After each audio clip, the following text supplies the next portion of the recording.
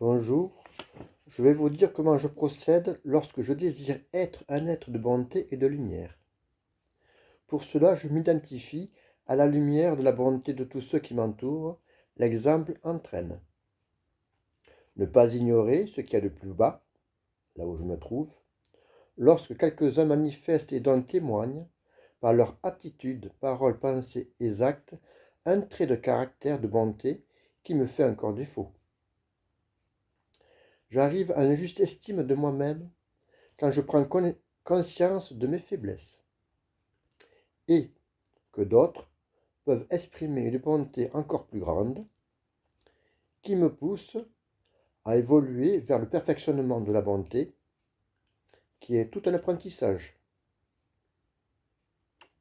Même le chat, le chien et bien d'autres animaux à tempérament doux comme il en existe sont aussi des influenceurs, des exemples vivants dont je tire un bénéfice dans l'amélioration de la bonté à la lumière de celle des autres.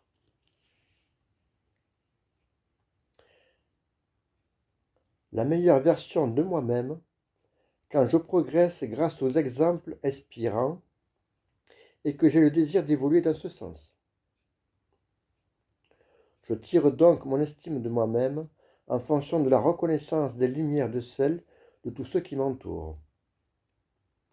Car pour connaître ce qu'il y a de plus haut, ne pas ignorer ce qu'il y a de plus bas, c'est-à-dire que je suis tiré vers le haut quand je vois des tempéraments plus évolués que moi, qui m'inspirent un travail à faire pour le perfectionnement de mon être, puisque je vais de là où je suis vers là où je peux arriver par identification aux autres. Personne n'est parfait en tant qu'homme, mais un seul l'est, le Messie Jésus-Christ, qui est le modèle à suivre et à imiter de la parfaite bonté divine. Lui, qui en tant que Dieu, a voulu et jugé bon de prendre chair pour être pour tout le genre humain et bien au-delà, un exemple parfait comme il nous demande de l'être. Soyez parfaits comme le Père Céleste est parfait. Lorsque je désire être un être de bonté et de lumière, ma première pensée est pour celui qui la représente parfaitement, Jésus-Christ.